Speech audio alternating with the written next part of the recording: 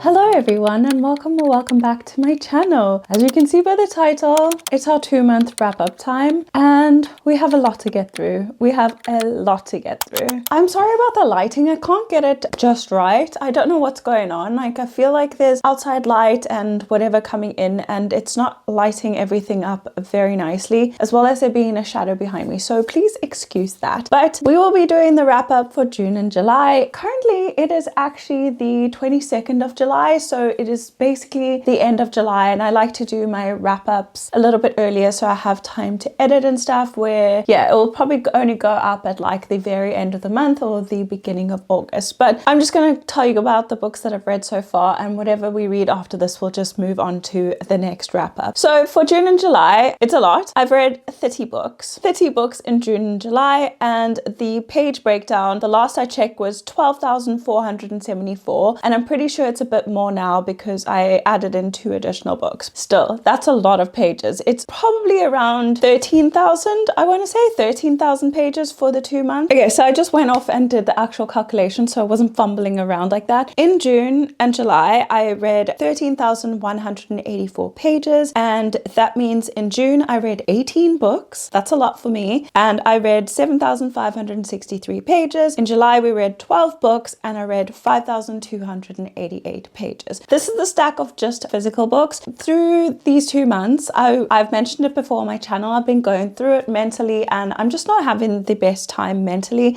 It's getting better now, it really is. I'm seeing the light at the end of the tunnel, but June was really bad for me, hence why I read so many books. But I've also been obviously doing a lot of audiobooks because I've started doing puzzles and a lot of cozy winter hobbies where I can just listen to an audiobook, so I'm just burning through them. I go on my morning walks as well listening to an audiobook, and sometimes I'll just go straight from my walk to my puzzle and just listen to a full audiobook in a day. That is why I have read so much more books. Just so you understand, I know it is not normal, it's not for everyone. I'm not currently employed, I'm looking for employment, so I have a lot more time to burn through. I don't know how things will change when I do go back to work. Usually I would read maybe a book a week then, but we'll see because my reading speed has increased. I'm using audiobooks a lot more, so who knows what will happen there. Let's start with June. I think this time around we will break it down, what I read in June and then what I read in July. I don't think the other method worked very well because I'm pretty sure I left out a few things, so I would think it's better just to go through what we read in June and we'll go from the top to the end of the month, and the same with July. So June's breakdown, we read 18 books, like I said, 7,563 pages. We did 5 audio and we did 13 physical books. I know, I also did a 24-hour readathon, which will be coming up straight after this video, so you'll see that, but I'll be talking slightly about those books in this, obviously not in too much detail because we don't want to see that twice. The genre breakdown is 9 fantasies. I've said this before, I'm in my fantasy era. I love fantasies and it's just so immersive. I can't help myself and I just get swept away in it. Anyway, 4 thrillers / mysteries and 5 romance.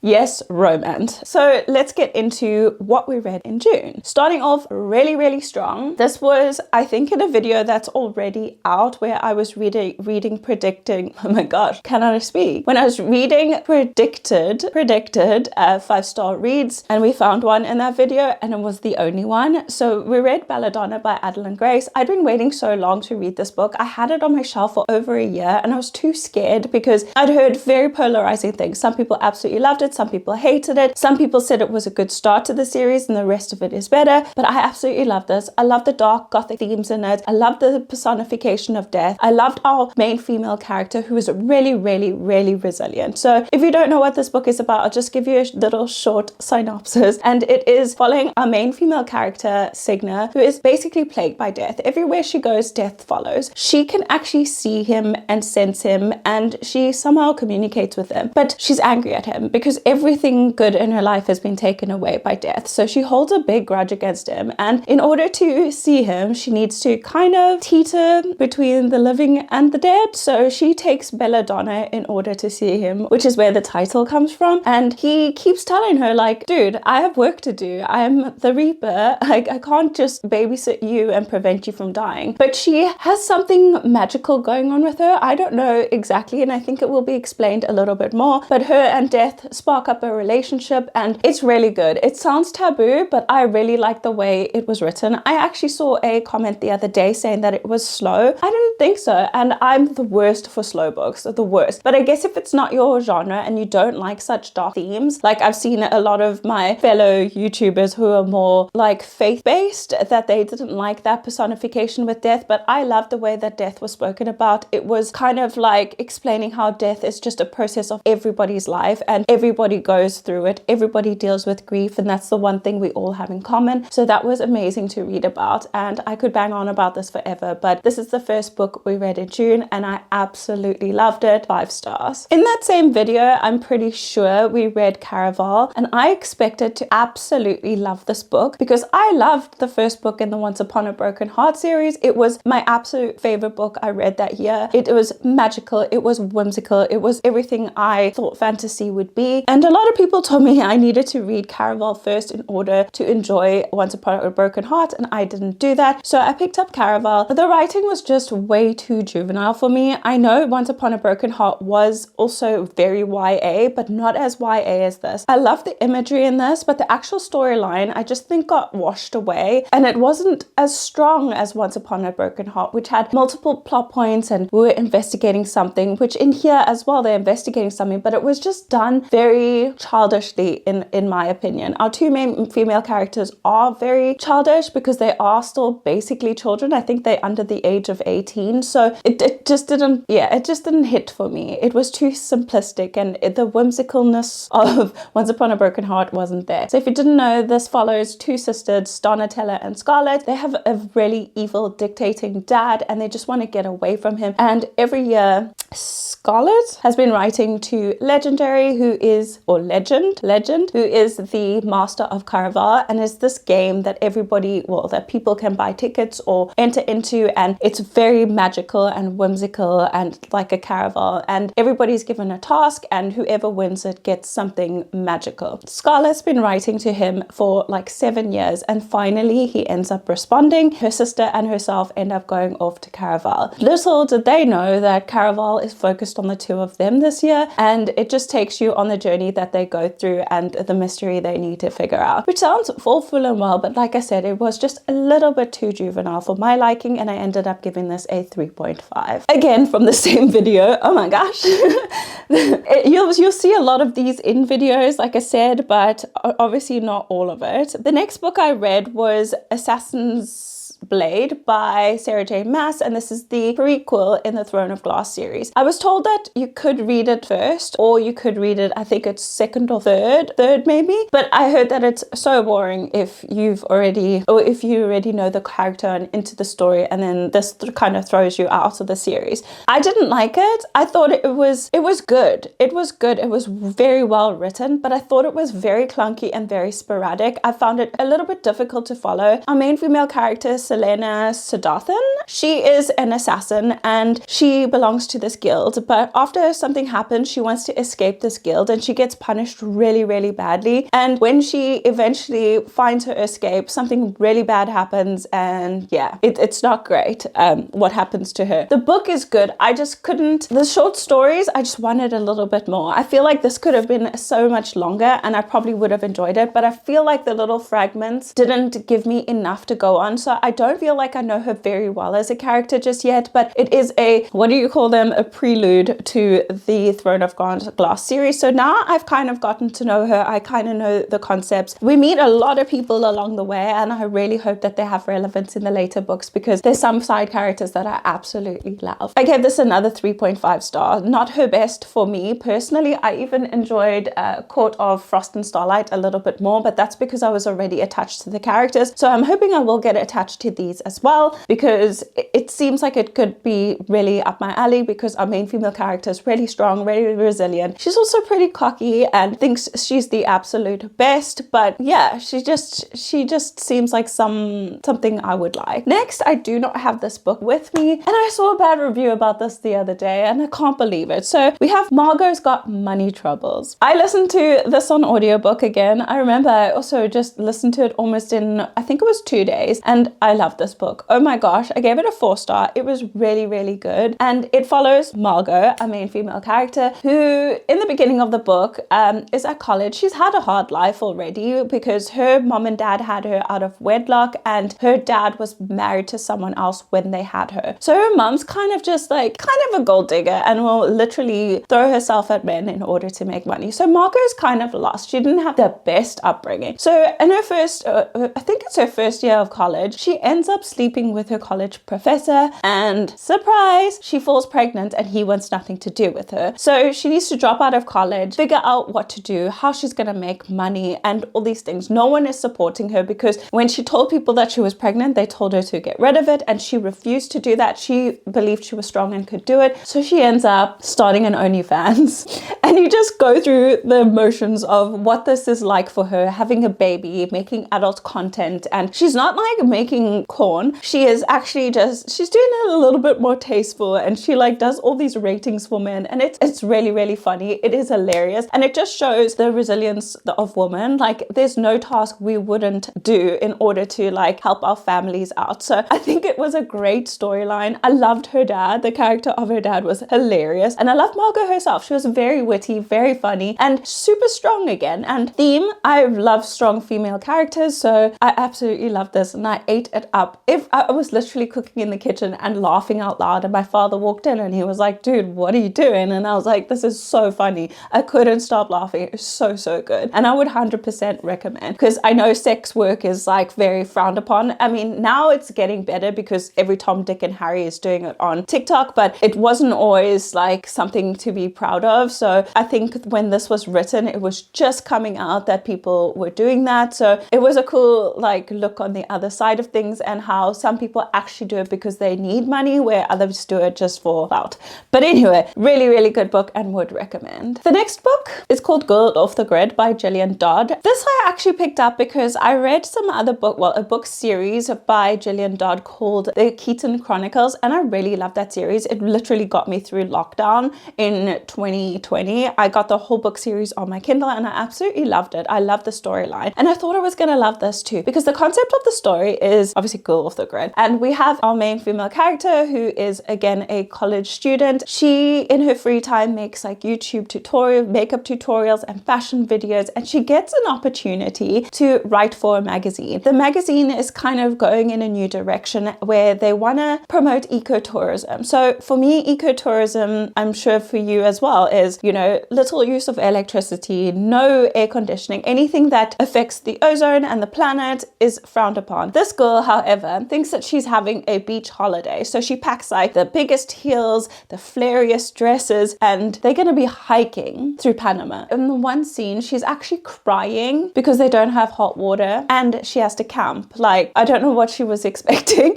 but honestly, she was insufferable. And then at the end of the book, we didn't get the conclusion which we wanted, which was her having to write a story for this magazine on ecotourism, being in the fashion sphere and all of that. And we didn't get that ending. We got basically a knockoff of a love story. I didn't love the direction of that, and I thought that maybe if it was written and the conclusion was brought, not just focusing on the couple, like she went through all the effort of writing like huge excerpts about like Panama's rainforest and mangroves and butterflies and just the whole ecosystem. She had long excerpts of that, and at the end it didn't even matter. All that mattered was that the main female character and the male character ended up together. I didn't love that. I gave it a 2.75. It was funny in the beginning, but then I just started getting so annoyed. Then moving into the trusty old Frida McFadden, which is going to become a theme in this video, you'll see. We read The Crash by Frida McFadden. I've heard some not so great stuff about it. Like, her writing is definitely on the decline because all her books are basically rinse and repeat. I just feel like all the storylines are very, very similar with a minor few differences. The Crash followed our, I think her name was Tegan, our female character Tegan, and she's again had a hard run for her life. Like, things are not great for her. She had a one-night stand and unfortunately fell pregnant, and this man is willing to pay her off. She goes along with a plan to, you know, take the money from him because she wants to live a better life with herself and her daughter. And when it comes down to it, something happens and she doesn't want to take this agreement. So she ends up jumping in her car and going to visit her brother. But she knows there's a storm coming, and for some reason she took on a shift at work and she ends up leaving late. gets caught in a blizzard, gets run off the road, gets picked up by some random guy along the side of the road, and they take her to their house. And his wife, let's just say, is a little bit crazy. And the two of them, I don't know, the plot line just freaked me out so much. I don't know why, but just her being pregnant and them doing what they did to her, I just thought was inhumane, and it gave me the ick. And I ended up giving this book a 3.5. It was very predictable. I knew what was happening before it was even said, which I'm starting to think is what Frida McFadden is like. And I think because I've read more books now, that it's affecting me even more, because I just already know her formula and nothing surprises me anymore. That's The Crash. Another one I did an audiobook, and this I also think I listened to in a day, The Paradise Problem by Christina Lauren. Absolutely loved this book. It was hilarious. I gave it a 4 star. So this follows Anna and Liam, or his name is William West or Weston, and the two of them got married out of convenience when they were back in college, because she was struggling with some housing agreement and she was friends with with Liam's brother, and he set them up somehow, and they ended up getting married so she could get a housing grant. Eventually, a few years later, they got divorced, but she hadn't even signed the paper. Lo and behold, a couple years later, guess who ends up at her doorstep? And on the day that she'd been fired. So Liam ends up at her house and he needs a huge favor. He needs her to go to a family wedding and pretend to be his wife. But he had already told his family all these things about her, which was true when she was in college, but is no longer true. So she kind of has to play along, but she's getting the best VIP treatment. I'm talking like he's given her money to buy new clothes, new hair, new nails, new whatever she wants, just for her to play this part. She's thriving in it, but still that's not like her passion in life. And they had never like really hung out or interacted while they were married, but now she sees him in a new light and he's so sexy and down to earth, and she really is falling for him, and I think they fall for each other. But yeah, it's so good. If you like fake dating, marriage of convenience, you'll absolutely eat this up. I thought it was freaking hilarious. Again, Anna, our main female character, was so funny. Like, I couldn't stop laughing at her. She was so witty, and I absolutely ate it up. Then I read Zodiac Academy. I've been putting this off for so long. I think I've had it on my Kindle multiple times and never ended up reading it, just deleting it, because you can only get like a certain amount of book on your Kindle Unlimited subscription. So I think you get like 20 books, and then I would delete it and get another book, and then I got it again, and eventually I just decided to read it. This book is a little bit painful to get in. I'm not gonna lie. It took me a really long time. They have chapters that are like 45 minutes long, and if you know me, I hate that. There's unnecessary dialogue, unnecessary imagery. Like, I just feel like they wanted to make the book longer where it could have been shorter, and a lot of the stuff was just so cringe, like absolutely cringed out, but yet so addicting. When I got to the end of this book, I really couldn't stop thinking about it, and I wanted to pick up the next book. If you don't know what it's about two twins, Darcy and Tori. They live in the human world. They've lived their whole life like that. They had a tragic accident where they lost their parents and they grew up in foster care. None of their foster parents actually cared about them. So when they turn 18, their current foster father kicks them out on the street because they're not 18 now and they need to fend for himself, and obviously their stipend ends. In the first scene of the book, Tori, who is a little bit of the meeker of the two, she ends up sneaking back into these foster parents' house in order to steal their money back, because they had hid money in a panel somewhere and they want it back. So she gets caught. In other words, in short term, she gets caught, gets chased down. This random guy stops the whole thing and she ends up getting away. Then Darcy goes through the same thing. She steals motorbikes. So when she gets called up by this guy in this bar that she goes to, and he follows her all the way home, he confronts them at their house and tells them that they are actually heirs to the throne in a mirror universe, where they are fae, and they are heirs to the throne and they have inheritance, but they can only get their inheritance once they complete their schooling. So they end up agreeing and they go off to this fairyland. There is a lot of bullying, a lot of like mistreatment of women, but it's not like glorified. It's not saying it's okay, but it's just saying that's the way of the fae. They don't care about your gender or anything like that. It is, you grovel to the top. You got to take out whoever you can in order to get up to the top, and they just are ruthless by nature. Yeah, it was weird. I didn't like the bullying aspects of it. I didn't love it, so I ended up giving this a 3.5, but like I said, I just picked up the next book very quickly afterwards, but I ended up giving that a 3.5. After that, you'll see a theme here. None of these are physical, really. There's a lot of audiobooks that was going on because I was going through it. The next book I read was, it took me ages to hunt this down because it got taken off Kindle Unlimited because it's getting traditionally published under another name, Manacled. I finally found it. This was audiobook footage, like audiobook, whatever you call it, on Spotify, which was half the book, and then I found the other half on YouTube. So I listened to this. The book is 900 pages though, so it was a lot of audio booking there, and I loved it. I absolutely loved it. I gave this a 4-star, and I read the Harry Potter series as well, and I could imagine this being real. So it is basically a fanfic type of book where I think it would be at the end of the Order of the Phoenix if the rest of it didn't happen. If Harry Potter hadn't defeated Voldemort and Voldemort came to power. It follows Draco Malfoy and Hermione Granger. They are the two main characters. Somehow they like each other, but the new world is kind of like The Handmaid's Tale, where like muggle-borns or half-breeds, they are used as they are in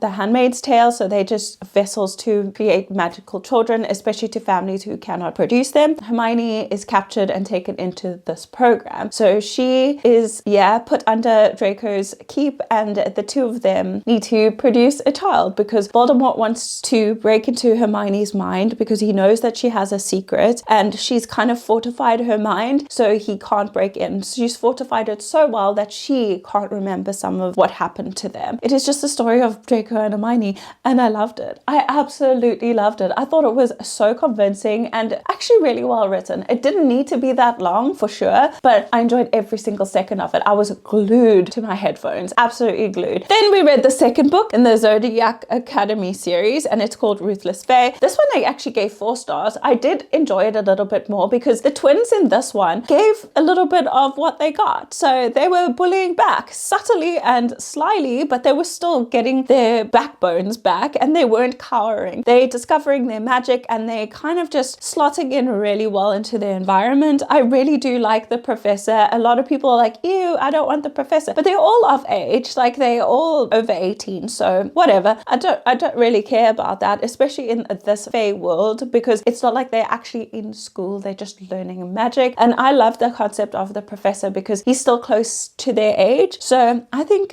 he's Professor Orion. I know someone said that the 4 heirs, which are kind of standing in for them while they don't want them to take the crown anyway, but they're the Celestial family and they have kind of just overtaken over the monarchy and the people. And the 4 heirs are 4 boys, and they are weird. They're like the weirdest bullies I've ever met because they all secretly like one of the girls but yet still treat them so badly. I know someone's going to be a love interest for the 2 girls, I think, or one of the girls at least, but it's the way of the Fae. It's the way of the Fae. They're not doing anything out of character. That's just how they are and how they live. They're ruthless, they are mean, they are spiteful, but that's just who they are. So I understand that that's their character arc, and sometimes you can overlook it. Some girls like bad boys, and unfortunately that's just the truth. But I gave this one a 4-star. Then I listened to If He Had Been With Me. I was just very curious about this because obviously I saw lots of people crying about this. I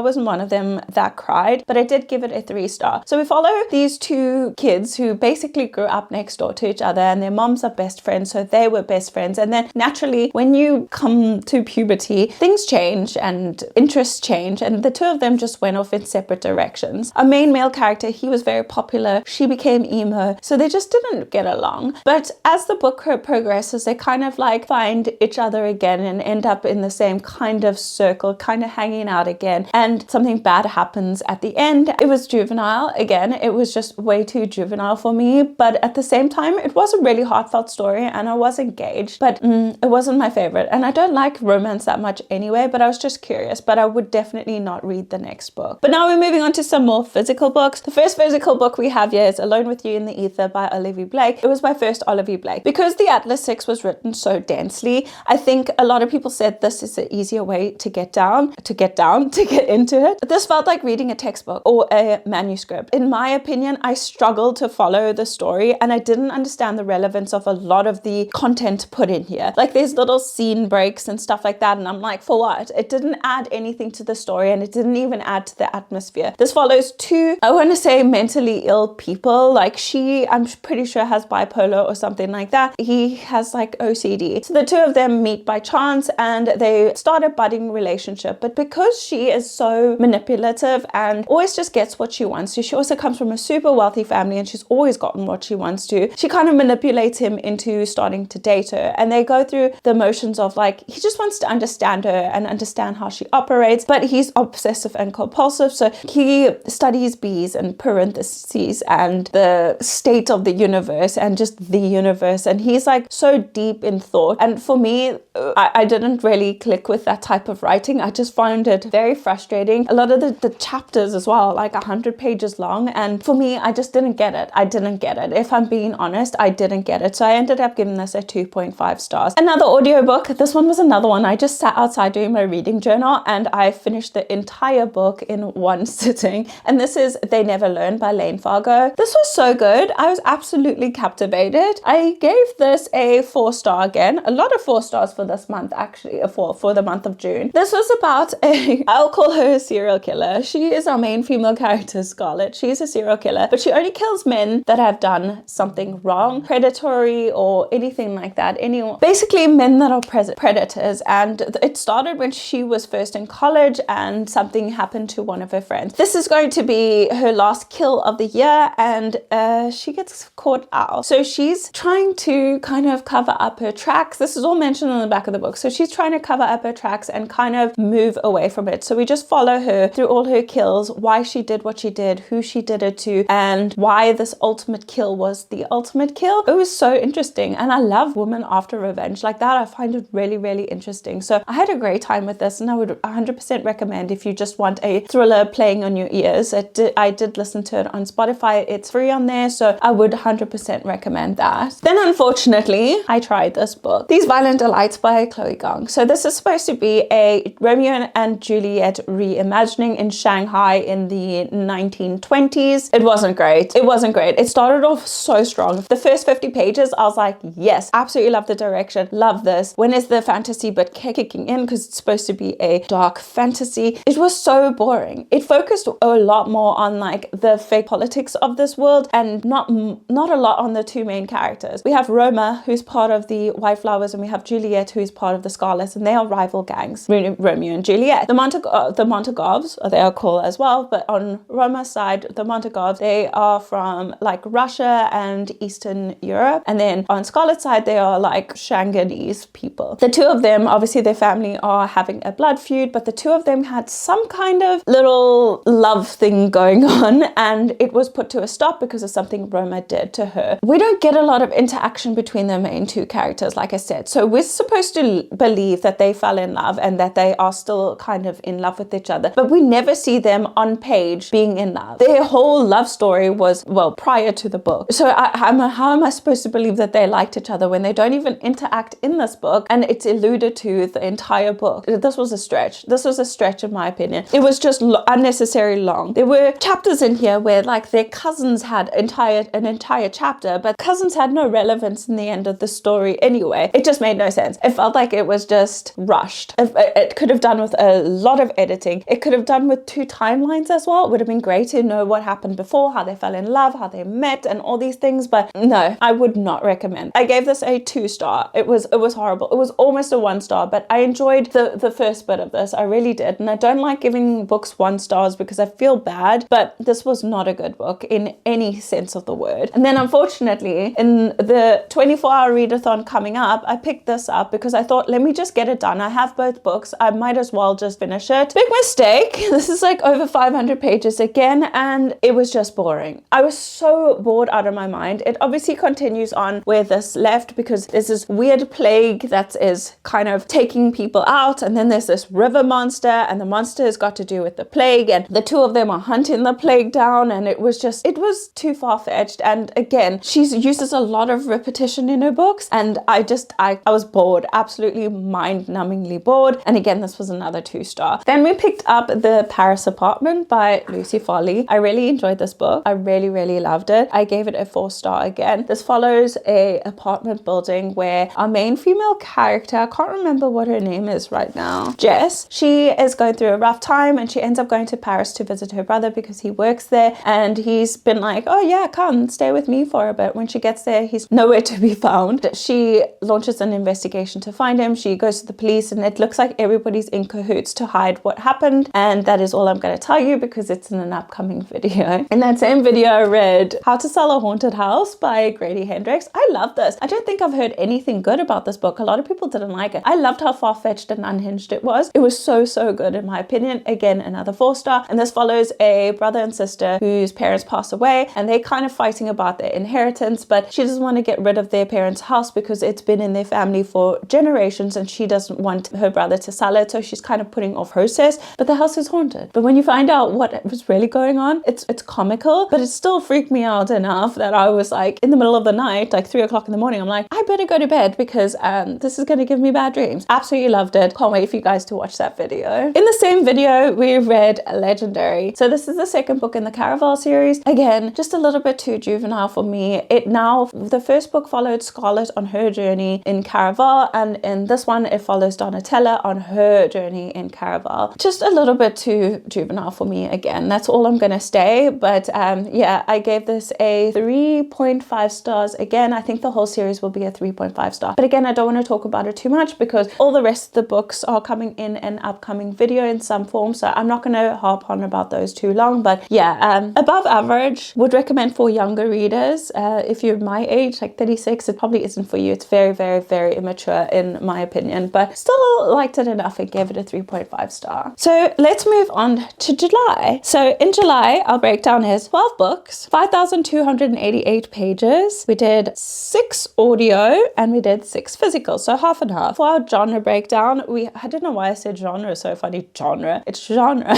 Our genre breakdown is 5 fantasy again, 3 romance / general fic, and then we had 3 thrillers and 1 historical fiction, which is kind of about my comfort zone personally. But let's start off with the first book. Why did no one tell me that this is good? I really liked it. I only watched one YouTuber that has read this book or has spoken about it personally, and her name is Jamie Fox. So she really liked the book series and she thought it was going downhill now, but I just watched another video with the series as well, and everybody loves it that has read it in my opinion. But the Bone season is so good. It's very convoluted, very difficult to understand, and a little bit difficult to follow, but the storyline is amazing. It follows a clairvoyant or a syndicate of clairvoyants during the year of 2059, so in the future. And it's like an urban fantasy. There's lots of magic and difficult and different beings. I don't know if the beings are aliens or if they are fae, but it is absolutely amazing. I gave this a 4.75. It was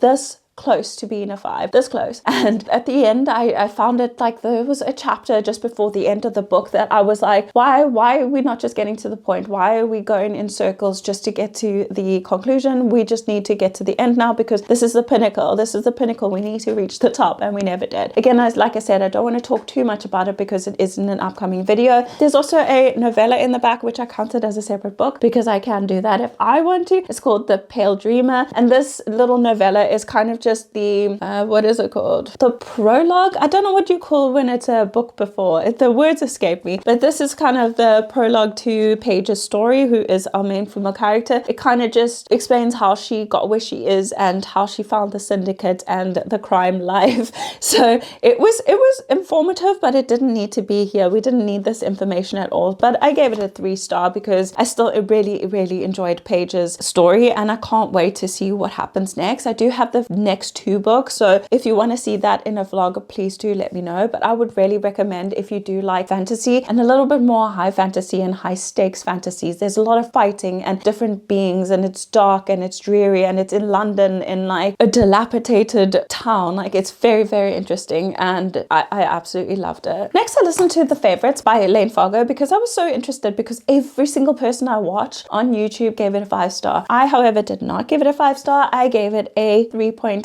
or 3.75, around there. I just found it very predictable. I knew exactly what was going to happen. I knew exactly their reactions because it's very typical. It was a very formula driven book. Once again, like Freedom McFadden, I already knew. It's lots of toxicity and drama and all of that, but still ultimately I knew how the characters would react. I don't know why, maybe because I've experienced something like that, or just experienced how people react to situations like that. So we follow 2 figure skaters in competitive figure skating, or ice dancing they call it. So it's kind of like, you know, the synchronized dancing on figure skating. There's like Olympics and stuff, and they are competitive, and something happens, and the two of them, they're actually a couple, they end up falling out, and it's just their love story and all the twists and turns they took to get back to each other. But very predictable in my opinion. It was entertaining. I do like the interview style of the way the book was written, but ultimately I just felt that the story wasn't very strong in my opinion. It was a typical love story in my opinion. Even though it had the toxicity, which I absolutely love, it just didn't bring anything like new to this, to the whole outline of the story. It's what's it called? Star-crossed lovers and all of that. It just didn't do it for me. So if things have changed slightly, it's because my camera battery just died. So these three I'll just speak to you about together. So I have a vlog coming out reading the entire Harry Potter series. I read the first, second, third, and fourth book in the beginning of this year, around about January or February, and I just finished it now. The first one we read was The Order of the Phoenix. I did actually buy this book because unfortunately they didn't have it at my library or at my local charity shop. So this was on special, and I got the Ravenclaw edition, which is really pretty actually, and I regret it because this was my least favorite book in the entire series. I gave this a 3.5. It was just, yeah,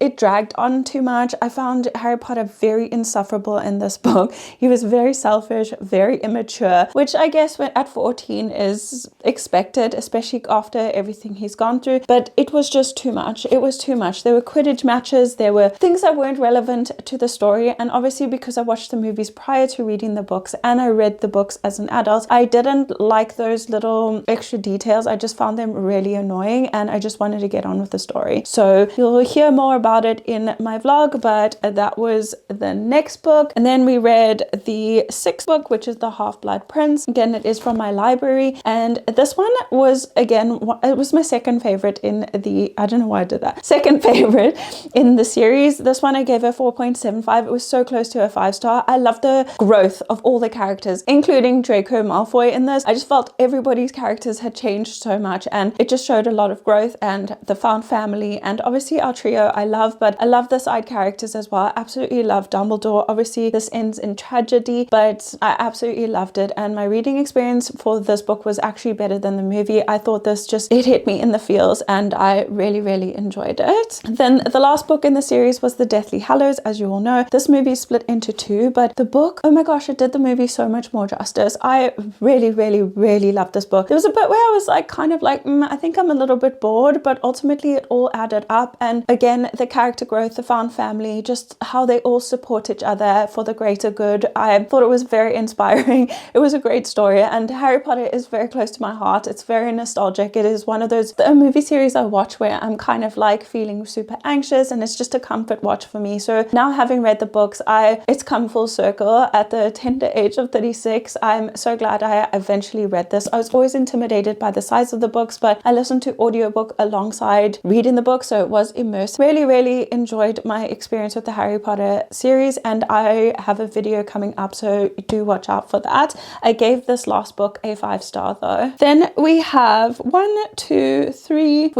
audiobooks still to get through. Oh my gosh, it's going to be a long video. The next book was Not in Love by Ali Hazelwood. This was my first Ali Hazelwood, and I was really curious because this one was available on Spotify for free, so I thought I might just listen to it again while I was doing my puzzles, doing my walks and stuff, and I really liked this one. I thought it was really great. It says it's more of like an erotic novel, but I didn't think it was that bad. They didn't sleep together till at least 40 or 50% of the book, which for me is perfect because I don't like it when it happens too soon, but I don't want to wait until the end of the book either. Slow burn does not exist in my mind. So, I mean, when you meet someone as well, like in real life, like you're not going to wait fucking many, many years in order to explore intimacy. So I think it's important that it happens at a good point in the book. And this follows Rue, and I think his name was Eli.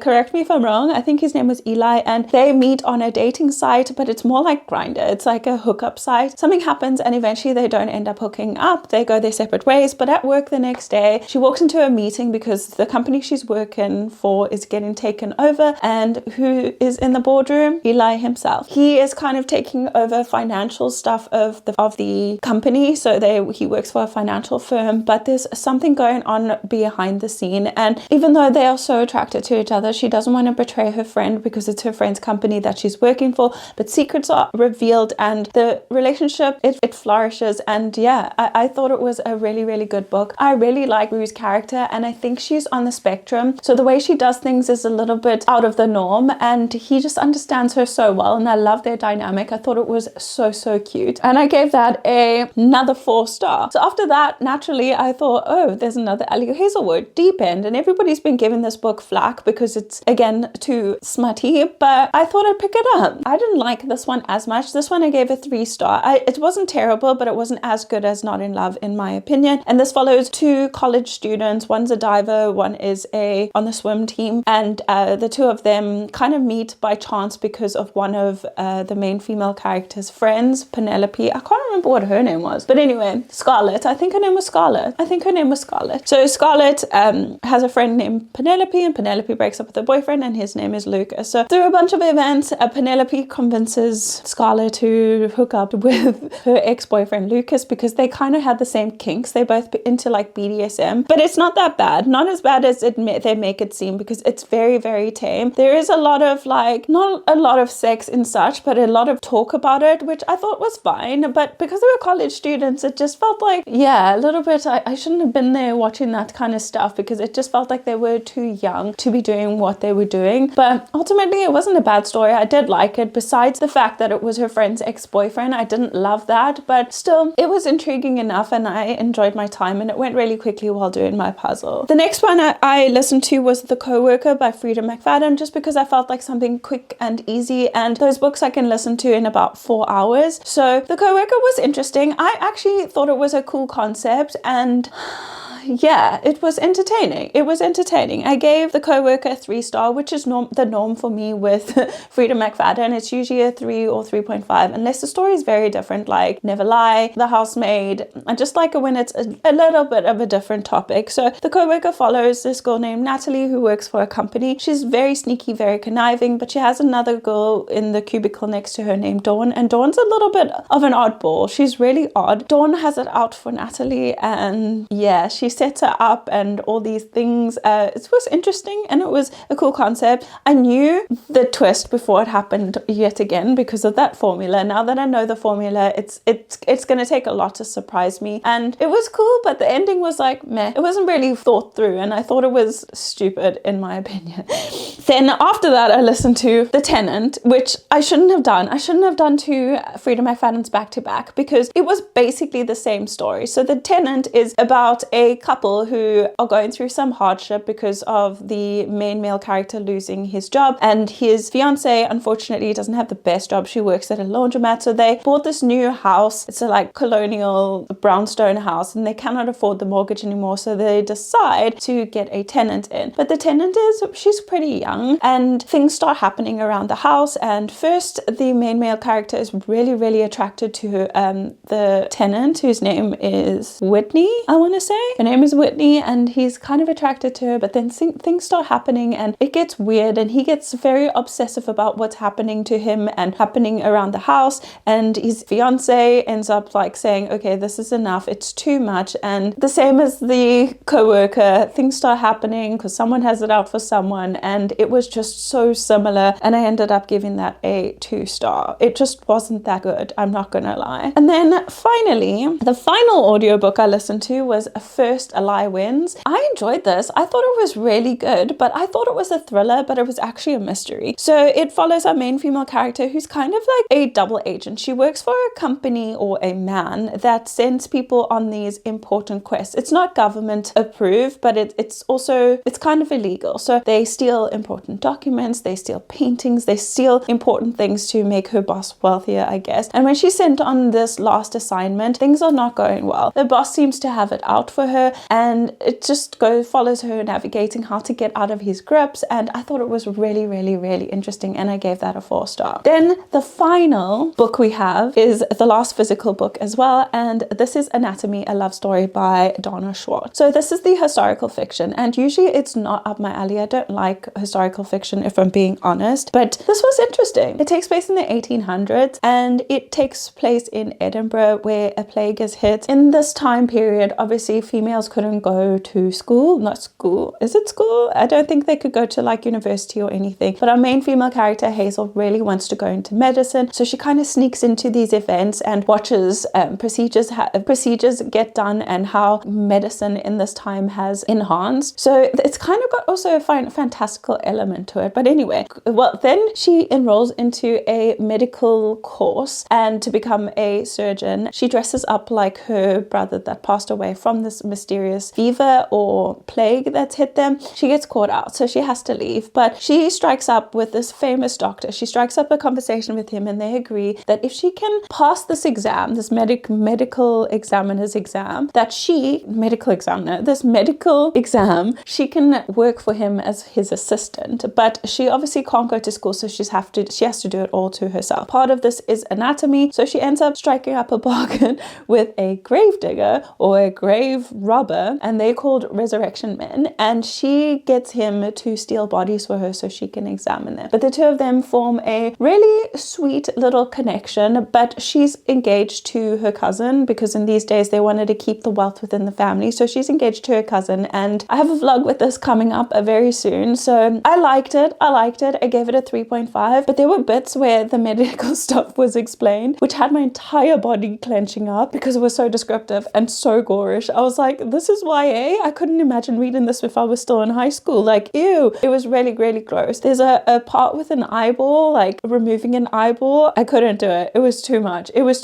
And if it wasn't for that, I would have loved the story even more if it wasn't as gorish. But ultimately, I did have a fun time. It is YA, so it's very easy to read. I do like the way Donna Schwartz writes. I wonder if she has anything else published. But I'm not going to read the sequel to this because there is another book in the duology. But unfortunately, all that gore and stuff, not for me at all. So these are all the books that I read in June and July. I know this is a long video. If you made it this far, please send me the book stack and the worm emoji because we are bookworms. If you made it all this way, you're a real one. But yeah, that's everything. I hope you guys enjoyed this video. I do have some very exciting videos coming up in the next couple of weeks, or actually month. I've been pre-filming so much that yeah, I have content coming out my ears at the moment. I also did get a book from an author sent to me and it's finally arrived, so I will be reading that. I think I'm going to do a dedicated video to that, so let me know if you guys are excited for that as well. It is erotic fiction as well, so lots of smut, and if you know me, one of my favorite books of all times is like Haunting Adalyn. I thrived during the 50 Shades of Grey era as well as